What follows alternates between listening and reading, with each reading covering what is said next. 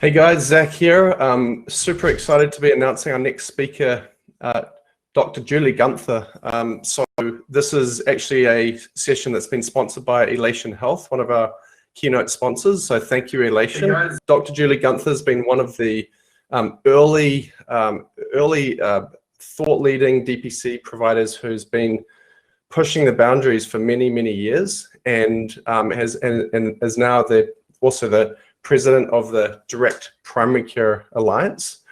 And so we're super excited to have Dr. Julie presenting today. And Julie, handing off to you. Thanks so much for being here. I'm Dr. Julie. I'm a direct primary care doctor. I'm an Idahoan. I'm a mom. I'm a dog lover. I went to Boise High School in Boise, Idaho, then Harvard University for my undergraduate. I did medical school at the University of Washington. And for about 5 years after residency, which I completed in rural Indiana, I was a system doctor. So I was an employed doc. In 2013, I started my own direct primary care practice, and I'm current president of the Direct Primary Care Alliance. I've been featured in a number of news outlets, Forbes, Bloomberg, NPR, etc.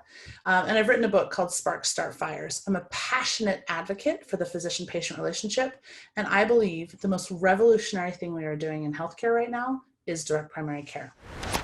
I've been asked to talk about how I restored my own personal spark with direct primary care.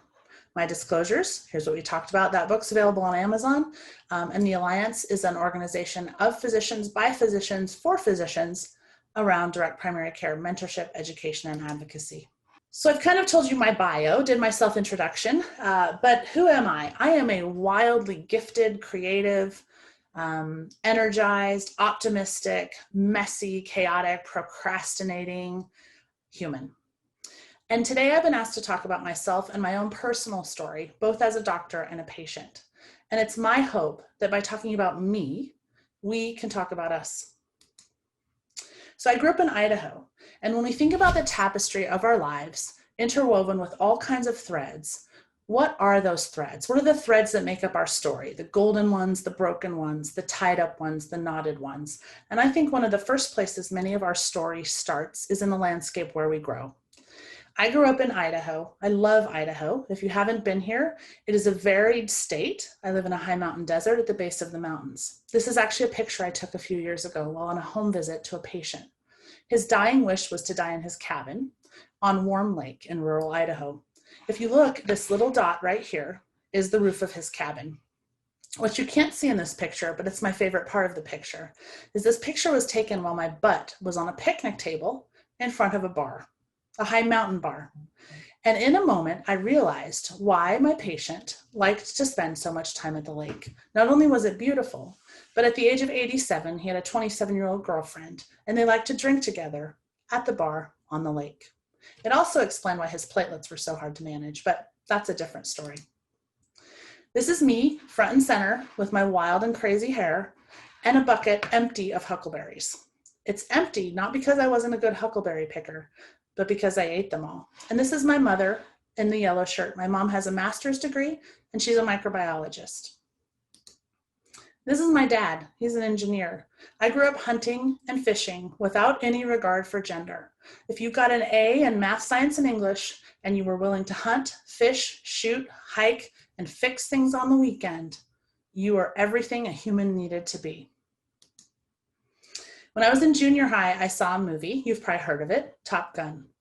Where I grew up, Boise, Idaho, there's a National Guard base. There's also a Mountain Home Air Force Base kind of close to where I lived. So I grew up with fighter planes flying over top all the time. I still get an incredible pit in my stomach when those planes fly. I wanted to be a fighter pilot. But at the same time that I was informed that I would probably never be pilot qualified because of my glasses, but at the time I wondered if it was maybe also because of my gender, I got in here, Harvard.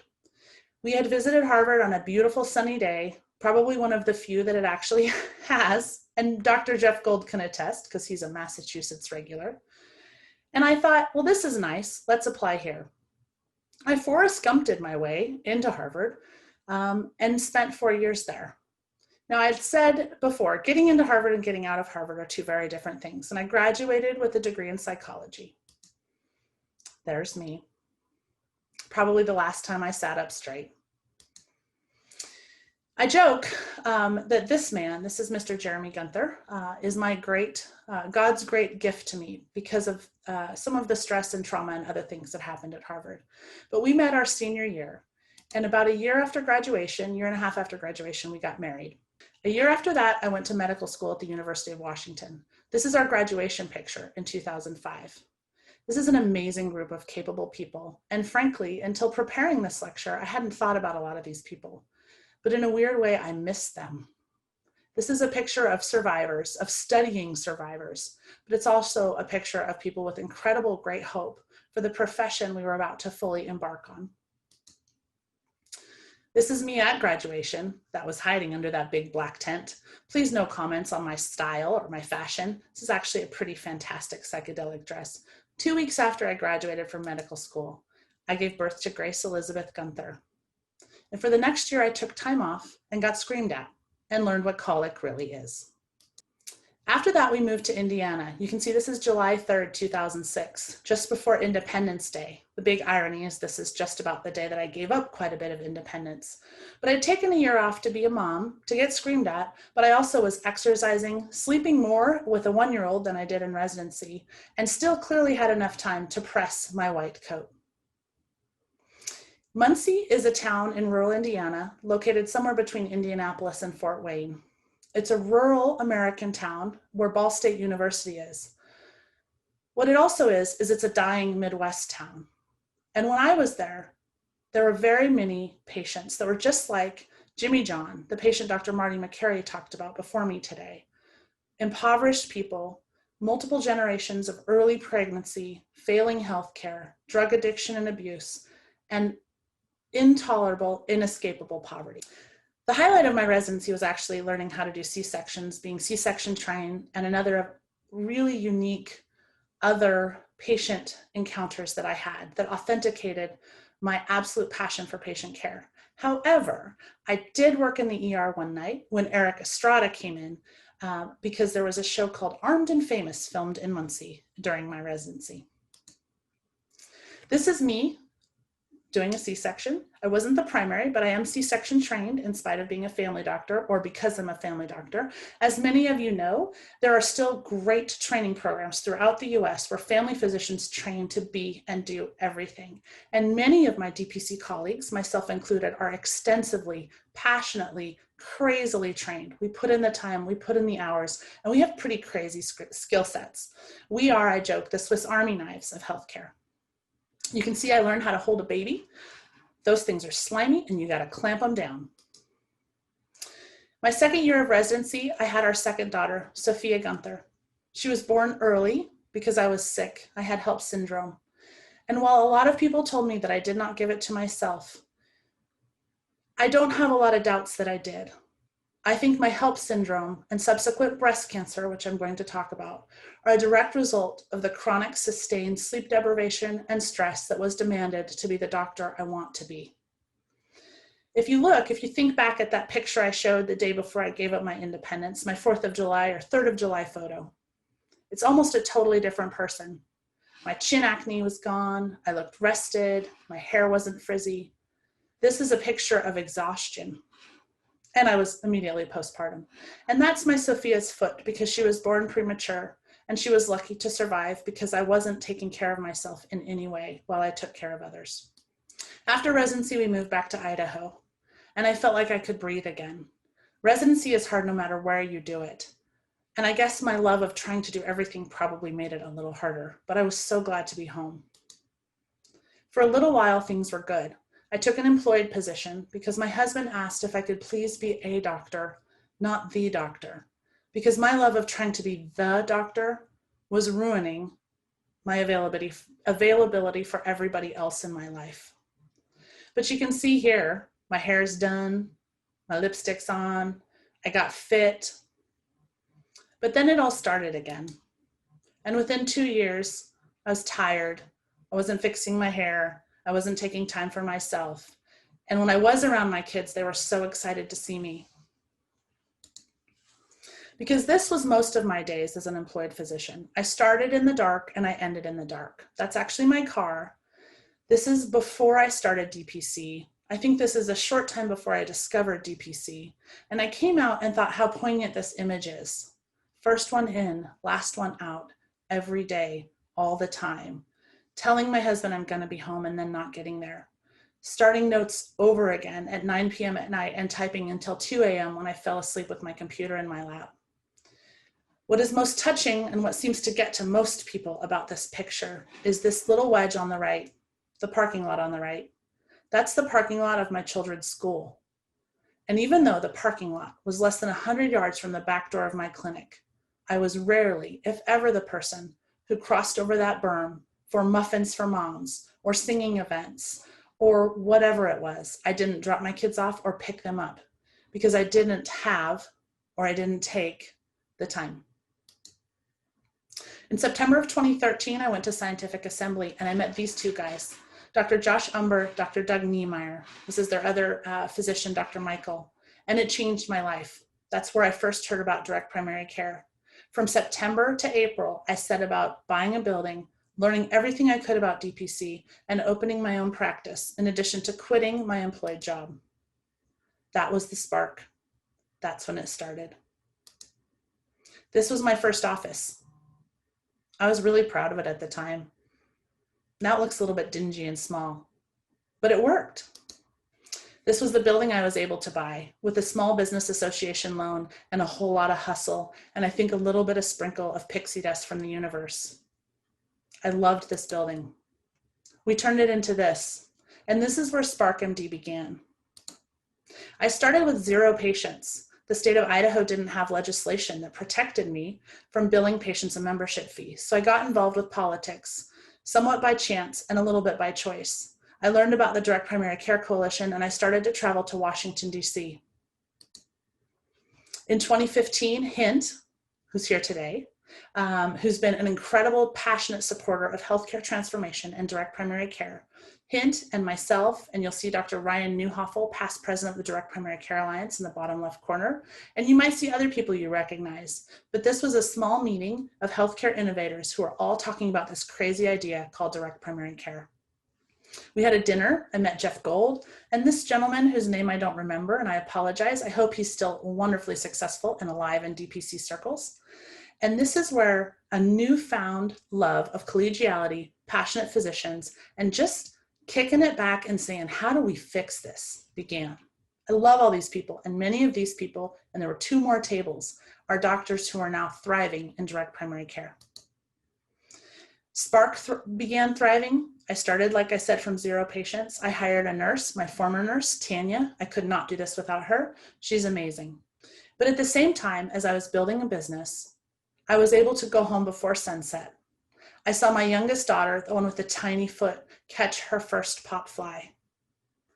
Their softball team was called the Sparks. I was home when my youngest, also the feisty one in this picture, taught her grandfather how to load the dishwasher with Joy soap.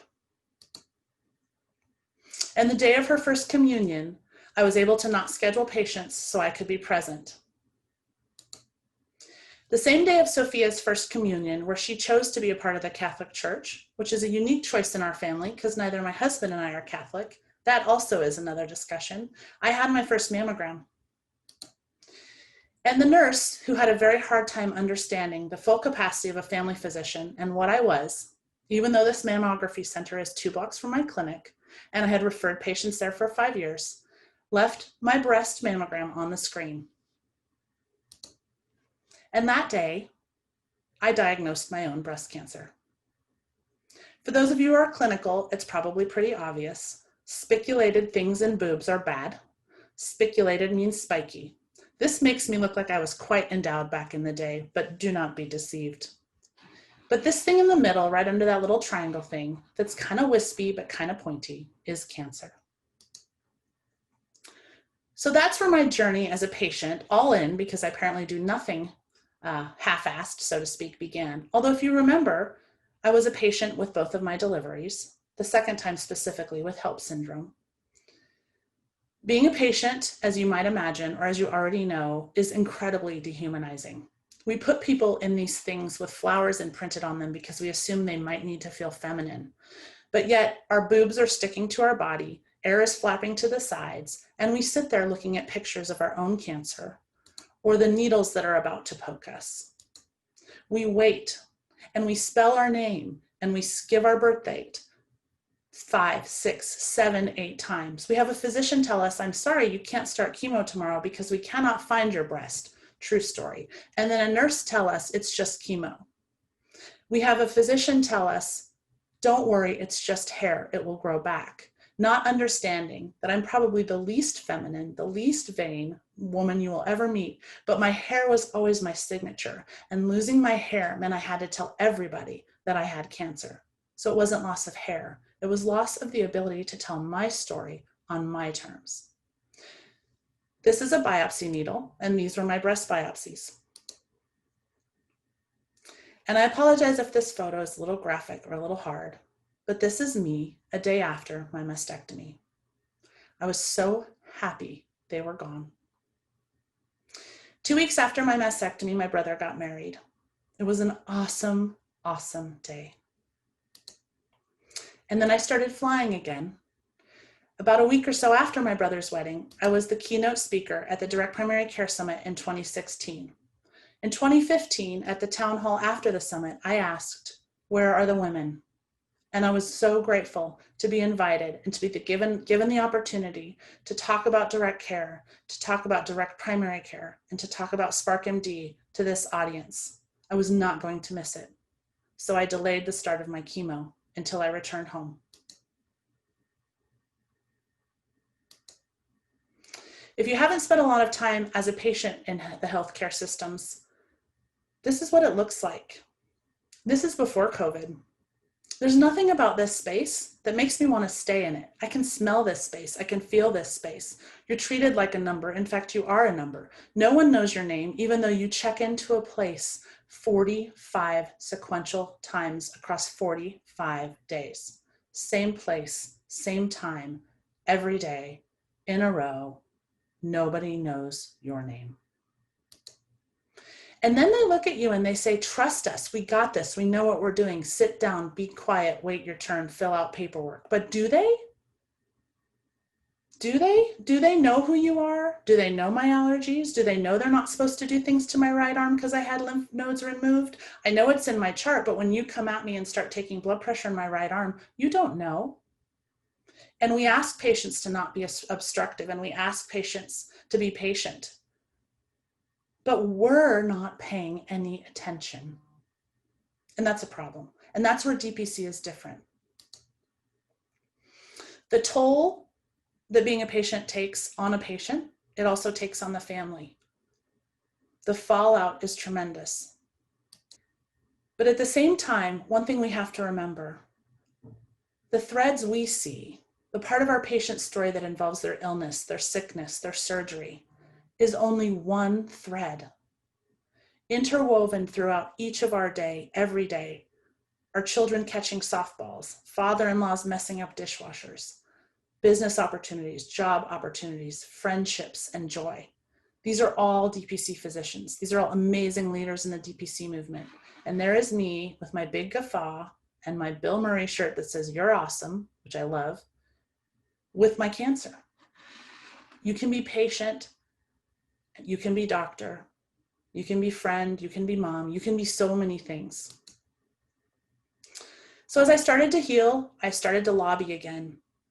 And it has been my incredible privilege to get to know some of the greatest minds in healthcare, some of the most passionate hearts in DPC. At this table, Dr. Clint Flanagan, Dr. Garrison Bliss, looking very scrutinizing at the photographer, Dr. Phil Eskew, Mason Reiner. There's all kinds of leaders in this space. So many people trying to push this rock uphill. And behind the scenes, behind this picture right now, is Mr. Jay Keese, a lobbyist for the DPC Coalition.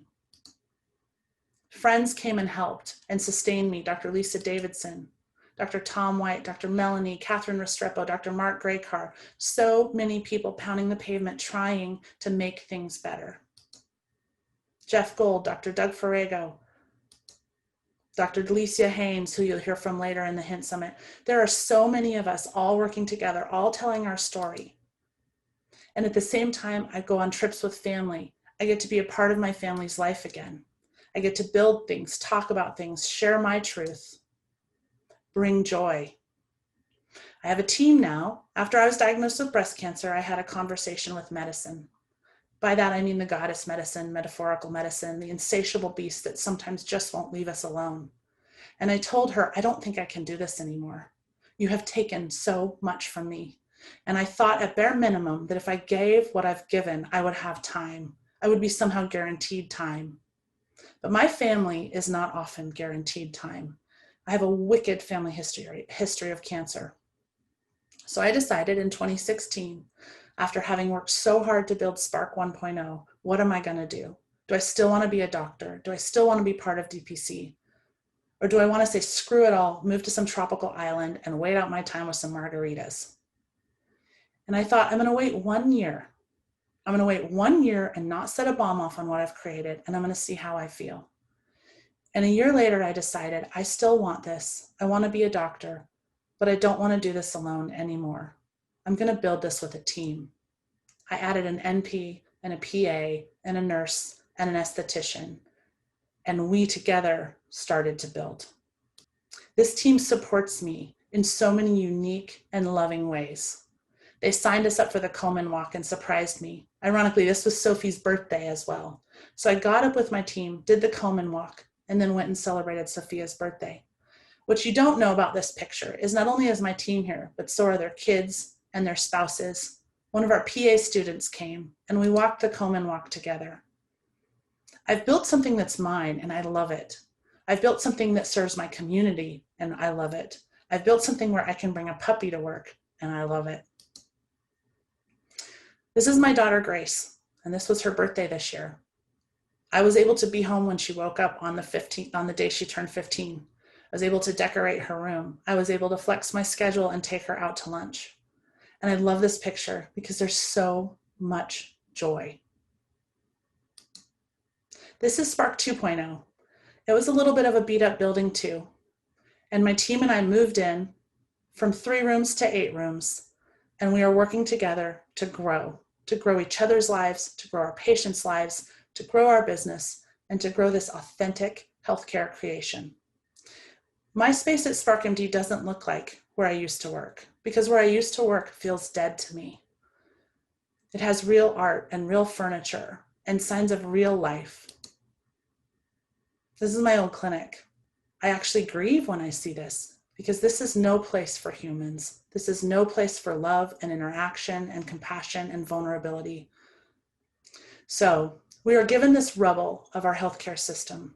We have a rubble before us. It's broken across all venues: insurance, pharmaceuticals, lab pricing, access, lack of compassion. From how it looks to how it feels to how it operates, it is broken. It doesn't serve doctors. It doesn't serve patients. It doesn't serve employers. We are given this rubble, and with it, we can make something beautiful, something structured, something useful, something with meaning. I hope you'll join me. For my physician friends, please start putting your feet and your butt in the places where you want to work. Put yourself in the places where you can do authentic work.